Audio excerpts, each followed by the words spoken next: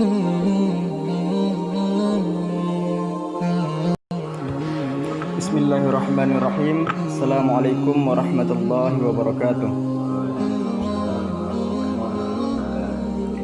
Hamdan wa syukranillah, salatan wa salaman ala rasulillah, amma ba'd.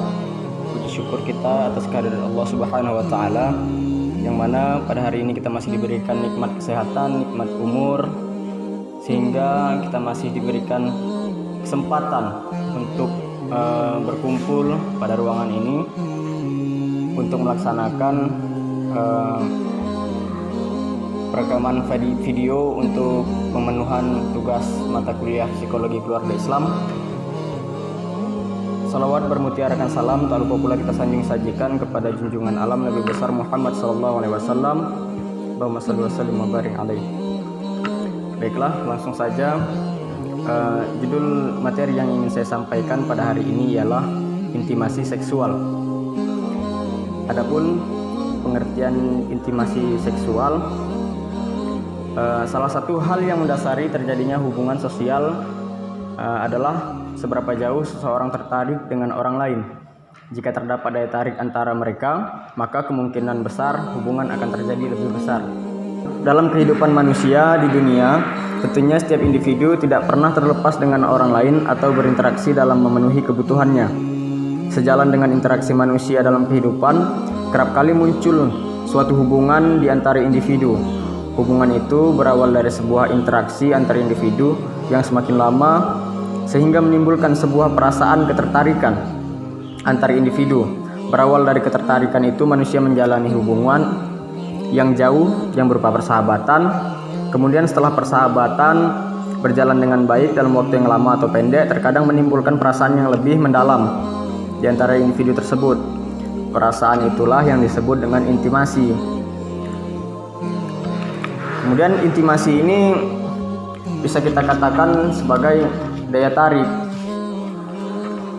Jadi ketertarikan itulah yang disebut dengan intimasi. Ketertarikan adalah sebuah fenomena yang dialami oleh setiap orang dalam kehidupannya. Terkadang ketertarikan itu berawal dari sebuah proses interaksi antara satu individu dengan individu lainnya. Dan proses ketertarikan itu akan melahirkan suatu reaksi fisik yang disebut dengan intimasi. Kemudian faktor-faktor yang mempengaruhi ketertarikan. Ada beberapa asumsi tentang faktor ketertarikan. Yang pertama itu ada ketertarikan itu berawal dari sebuah sesuatu yang nampak, seperti fisik, berupa fisik, seperti wajah tampan, cantik, kulit putih, manis, rambut panjang, begitu kan, gemuk, kurus. Kemudian kedekatan antar personal dalam menjalani sebuah hubungan akan membuat seseorang merasa tertarik dengan lawan, karena dalam menjalin sebuah hubungan itu tentunya seseorang akan mengetahui apa yang ada dalam diri lawan kita. Sesuatu yang ada dalam diri orang lain terkadang membuat kita merasa cocok dengannya sehingga terjalinlah ketertarikan itu. Nah, kedekatan ini seperti kayak persahabatan gitu kan. Pacaran beda pacaran itulah setelah ketertarikan itu terjadi pacaran, hubungan tadi kan begitu. Kedekatan, misal kamu bersahabat dengan lawan jenis, sudah kawan lama, jadi itulah timbul ada namanya kedekatan, kemudian timbul perasaan gitu. Tapi kalau saya rasa pacaran itu beda.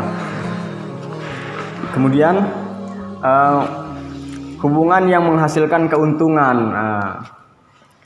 Bagi kita yang tentunya akan membuat lebih betah berlama-lama menjalin hubungan itu, tentunya hubungan itu timbul karena ketertarikan kita akan keuntungan yang kita dapatkan dari hubungan itu. Kemudian kesamaan dan pelengkap.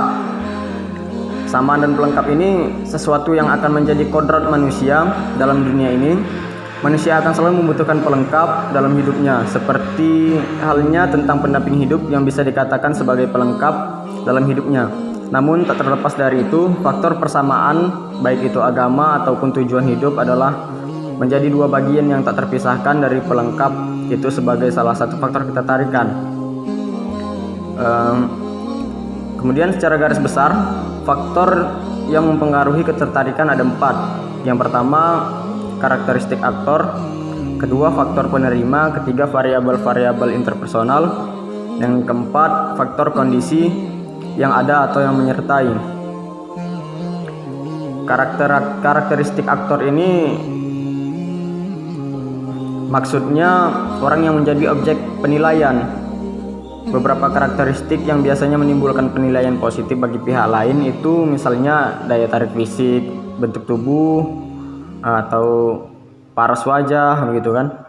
Kemudian kompetensi seperti kecerdasan, kemampuan, skill, prestasi dan lain-lain. Kemudian karakteristik yang menyenangkan. Apabila orang yang cantik atau tampan dinilai menyenangkan, maka orang yang menyenangkan juga memiliki daya tarik tersendiri. Kemudian faktor penerima, setiap individu memiliki kriteria tertentu, terutama yang bersifat subjektif dalam memberi penilaian pada orang lain. Latar belakang sosial, ekonomi, budaya maupun yang bersifat pribadi ikut berpengaruh dalam menilai. Dalam kaitan ini, pembahasan akan lebih menitik beratkan pada faktor yang ada dalam diri penerima itu sendiri. Kemudian variabel-variabel interpersonal. Faktor yang mempengaruhi variabel interpersonal ini antara lain kesamaan, komplement, dan faktor situasi. Kemudian teori-teori terjadinya ketertarikan. Ada beberapa teori yang akan menerangkan tentang terjadinya ketertarikan. Di dalam teori ini dikemukakan adanya 3 teori yang berbeda orientasinya. 3 teori ini adalah kognitif, reinforcement, dan interactions. Teori kognitif. Teori kognitif ini menekankan proses berpikir sebagai dasar yang menentukan tingkah laku. Tingkah laku sosial dipandang sebagai suatu hasil atau akibat dari proses akal. Dengan kata lain, ketertarikan kepada orang lain mungkin secara sederhana apakah Anda dan dia setuju untuk suka atau tidak suka. Sebaliknya, hubungan yang paling memuaskan kita adalah kurangnya keseimbangan antara persetujuan dan tidak. Hal-hal lain yang sangat sensitif berkaitan dengan hubungan personal suami istri adalah hubungan seksual. Pikirannya tolong positif sedikit ya. Hubungan jasmani antara suami istri tidak boleh ada unsur pemaksaan. Jadi dalam berhubungan intim itu baik suami maupun istri tidak boleh meminta secara paksa gitu. Kemudian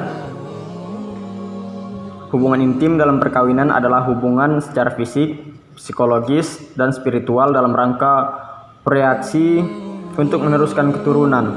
Oleh karena itu, hubungan intim dalam perkawinan dipandang sebagai suatu simbol saling memberi, saling menyenangkan, dan saling menjaga hubungan antara suami dan istri. Dalam rangka proses penyesuaian semua perbedaan dan persamaan personalitas ini, maka suami dan istri harus secara cermat dan sistematis melakukan langkah-langkah progresif dalam mempertahankan perkawinan. Kemudian ada efek daya tarik dalam intimasi. Daya tarik yang ada pada seseorang berdampak baik terhadap kepribadian maupun terhadap perilaku sosialnya. Contoh ekstrimnya ini adalah pada artis yang sangat populer. Akibat dari popularitasnya itu, beberapa artis sulit menjalani kehidupan secara wajar. Mereka justru sering merasa tersiksa karena popularitasnya itu. Kemana ia pergi, penggemar selalu mengikuti.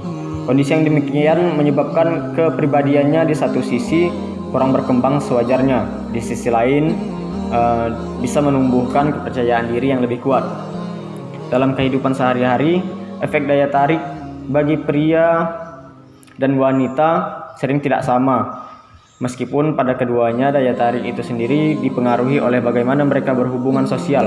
Dari beberapa penelitian yang ada, disimpulkan adanya beberapa ciri yang ada pada orang yang memiliki daya tarik dan beberapa ciri yang kurang menarik baik pria maupun wanita. Pada pria yang menarik, biasanya seorang pria yang menarik akan menghabiskan lebih banyak waktu untuk berhubungan dengan wanita, gitu. Merasa memiliki kualitas hubungan sosial yang lebih baik, lebih asertif dan lebih rendah perasaan takut ditolak dalam hubungan sosial, gitu. Pada wanita yang menarik, biasanya menghabiskan waktu yang sama baik dalam berhubungan dengan pria maupun dengan wanita, merasa memiliki kualitas hubungan sosial yang lebih baik, dan biasanya wanita yang menarik itu kurang mempercayai pria, begitu. Nah, kemudian di sini ada beberapa aturan dalam hubungan intim. Mungkin pembahasan yang ini kita skip gitu kan, karena adik-adik sekalian kurang cukup umurnya untuk membahas ini. Saya beri satu contoh aja lah ya. Pada aturan dalam berhubungan intim ini disunahkan kita untuk memulainya dengan cumbuan, begitu. Disunahkan. Kemudian problematika intimasi seksual, biasanya problematika intimasi seksual ini sangat berpengaruh besar dalam ketahanan hubungan keluarga, gitu. Karena apa? Karena hubungan seksual menjadi bagian yang alamiah dari hubungan suami istri dan memegang peranan penting dalam kedekatan atau keintiman. Itu kata ahli psikologi dewasa. Kemudian kepuasan seksual itu penting karena pada saat orgasme, begitu kan? Saat dalam berhubungan intim, tubuh mengeluarkan hormon-hormon yang membuat bahagia. Kata ahli kebidanan Nia Komang Yeni, perasaan bahagia yang timbul saat orgasme itu dapat membuat aliran darah mengalir sempurna ke seluruh tubuh. Perasaan bahagia akan bertahan lama bahkan ketika hubungan telah selesai. Kalau merasa bahagia, maka akan lebih nyaman melakukan semua hal, begitu. Marah-marahnya pun akan berkurang karena suasana hati lebih baik. Jadi banyak kasus perceraian di Indonesia ini yang kita jumpai, penyebabnya itu adalah kurang puasnya dalam berhubungan intim, begitu. Baik itu maupun itu dari laki-laki, dari suami maupun dari istri, sehingga terjadinya perselingkuhan baik yang dilakukan oleh istri maupun suami, kemudian berujung dengan perceraian. Jadi itulah bahayanya, bukan bahaya sih, itulah peran penting intimasi seksual itu tadi dalam ketahanan keluarga. Jadi mungkin sampai sini saja pembahasan yang saya sampaikan. Lebih dan kurang saya mohon maaf. Apabila ada kata-kata yang salah, tolong dimaafkan. Akhirul kalam. Assalamualaikum warahmatullahi wabarakatuh.